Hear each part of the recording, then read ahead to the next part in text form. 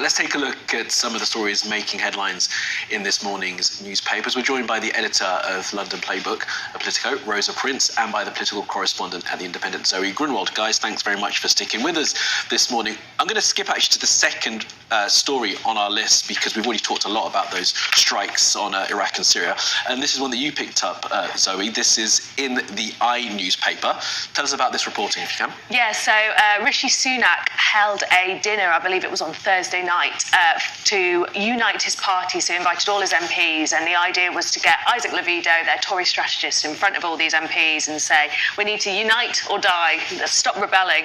And unfortunately for Mr. Sunak, the 11 Rwanda rebels who had rebelled against his flagship legislation were not in attendance, which I'm sure was very disappointing because I think the message was probably aimed at them. Definitely. I mean, it's 11, so do you kind of go, Yeah, I mean, these are the people that he needs to begin to bring on side. There's no point having loyalists there if you're trying to chat your party up.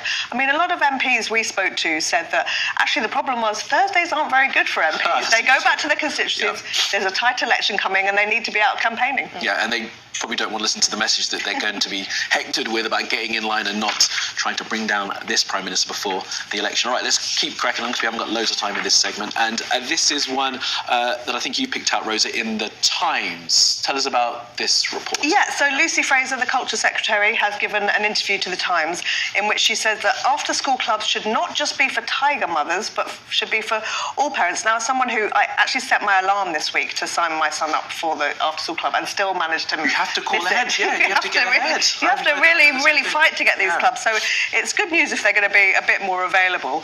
But yeah, she's saying that she wants every school to have the same sorts of options as private schools do, and that they should be very enriching and really add a lot of value to kids' education, which sounds good to me. It sounds absolutely right, but I guess it comes up against the same issue they've got with the nurseries and the free hours. Have you got the capacity to do this? Yeah, and there's a big issue at the minute, which is there's just simply not enough staff in the sector.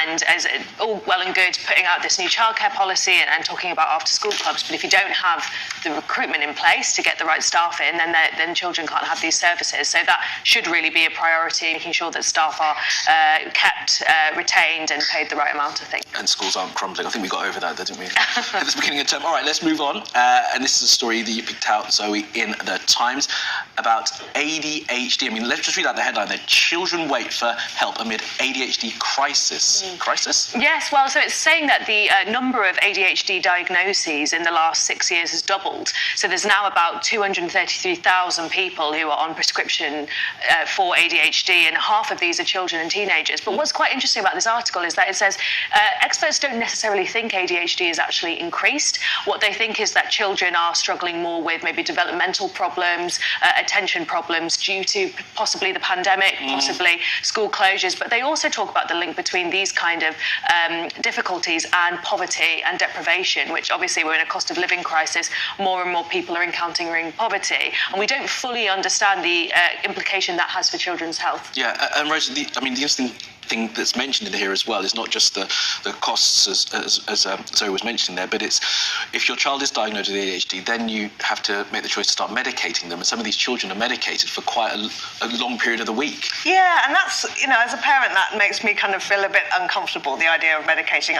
I wonder if there's also a lot more awareness of ADHD. Yeah. It might have been that there were kids in the past who they were a little bit energetic and sort of always on the go, and the parents thought that was, just their personality rather than something that needed to be medicalised. I don't love the idea of giving it, but I'm sure in some cases it's very beneficial. And medical science is amazing, and it does its job. That's the point, isn't it? And if they do require it, then it would be a shame if they weren't able to access the treatment that they need. Absolutely right. And of course, parents need all the help they can get. As a father of a very energetic 3-year-old, all the help, although we're not giving him any pills at this point. All right, guys. Zoe, thanks very much for that. More from you later on. Let us now take a look at what the weather is going to do for us all this weekend.